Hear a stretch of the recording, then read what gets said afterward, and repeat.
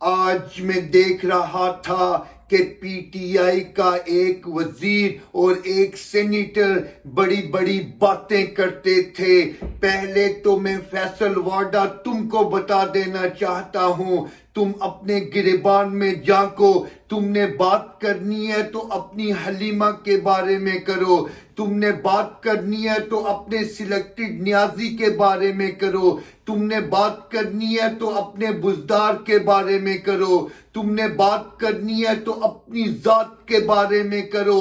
جس نے ٹیکس ہی نہیں دیا، جس کی اربوں کی پراپرٹیز ہیں لندن میں اور پاکستان میں، لیکن ٹیکس دینے کا وہ نام بھی نہیں لیتا، تم تو ٹیکس چور ہو، تم کیا باتیں کرتے ہو؟ اور دوسرا میں کہنا چاہتا ہوں فواد چودھری سے کہ تم قائد جمہوریت، ایشیا کے عظیم رہنما، 3 مرتبہ کے وزیر اعظم، مسلم دنیا کے عظیم رہنما، ایٹمی دھماکوں کے روح رواں محترم میاں محمد نواز شریف صاحب کے بارے میں کیا بات کرو گے؟ تم اپنے گریبان میں جھانکو۔ کبھی کبھی تو تم ڈکٹیٹر مشرف کے قصیدے پڑھا کرتے تھے، کبھی کبھی تو اس کو بڑھ چڑھ کے تم ڈیفینڈ کیا کرتے تھے۔ مشرف کو تم نے چھوڑا تو تم آصف زرداری کے تم نے قصیدے پڑھنے شروع کیے، آگے بڑھ بڑھ کے زرداری کو ڈیفینڈ کیا کرتے تھے۔ تم کو کیا معلوم کہ برطانیہ میں کیا رول ہے؟ تم کو کیا معلوم کہ برطانیہ میں کیا ویزے کا سٹیٹس ہوتا ہے؟ قائد جمہوریت نے ہوم آفس میں اپلائی کیا تھا، لیکن ان کی درخواست اعتراضات لگا کے مسترد کی گئی ہے۔ انشاءاللہ تعالی ہم وہ اعتراضات دور کریں گے اور پھر انشاءاللہ ہوم آفس سے ویزا مل جائے گا۔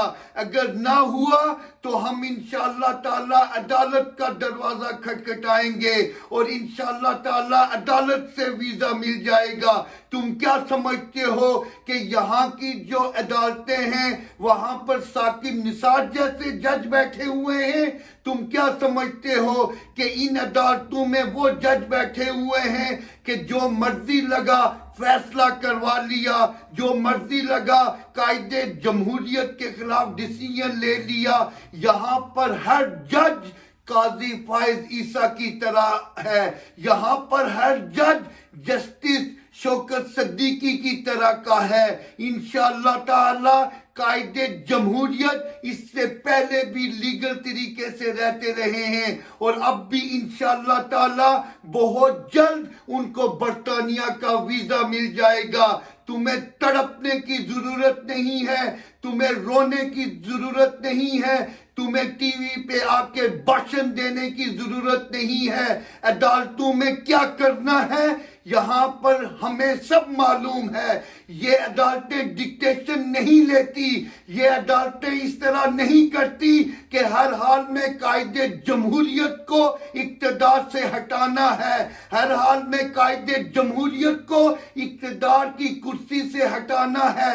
تم فواد چودھری، تم فیصل وارڈا، سن لو جسٹس صدیقی کی تقریر کہ جس میں انہوں نے کہا تھا کہ مجھے کہا گیا تھا کہ فیصلہ میاں صاحب کے خلاف دینا ہے ورنہ ہماری کئی سالوں کی محنت ضائع ہو جائے گی۔ انشاءاللہ تعالی میاں صاحب کا پہلے بھی سٹیٹس یہاں پر لیگل تھا اور اب بھی انشاءاللہ تعالی میاں صاحب یہاں پر ویزا لیں گے۔ تم اپنی کرپشن کے بارے میں سوچو، تم پاکستان میں جو کچھ سلیکٹڈ نیازی اور اس کا ٹولہ کر رہا ہے اس کے بارے میں سوچو۔ جو لوگ پاکستان میں سلیکٹڈ نیازی کا کچن چلا رہے ہیں اور کس طرح وہ اربوں کی کرپشن کر رہے ہیں، فواد چودھری، فیصل وارڈا، اس کے بارے میں سوچو۔ تم لوگ پہلے اپنے گریبانوں میں جھانکو۔ فیصل واڈا ادبوں کی پراپرٹیز ہیں تیری یہاں یو کے میں تم نے کتنا ٹیکس دیا ہے پاکستان میں تم نے کتنا ٹیکس دیا ہے تم اپنے گریبانوں میں جھانکو اس لیے تمہیں فکر کرنے کی ضرورت نہیں ہے قائد جمہوریت انشاءاللہ تعالی بہت جلدی ملک پاکستان کے وزیر اعظم ہوں گے اس سے بڑی اور کیا کامیابی ہے قائد جمہوریت کی کہ ہر ٹاک شو میں قائد جمہوریت کا ذکر آتا ہے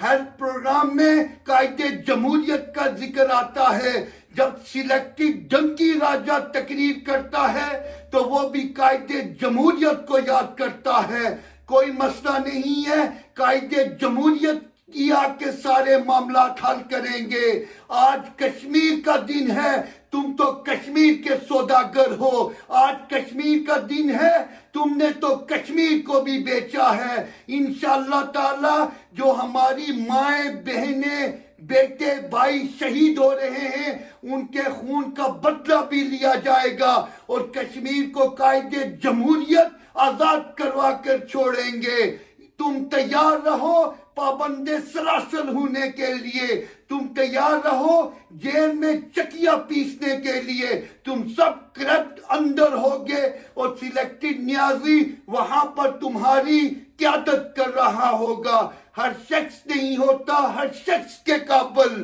ہر شخص نہیں ہوتا ہر شخص کے قابل ہر شخص کو اپنے لیے سوچا نہیں کرتے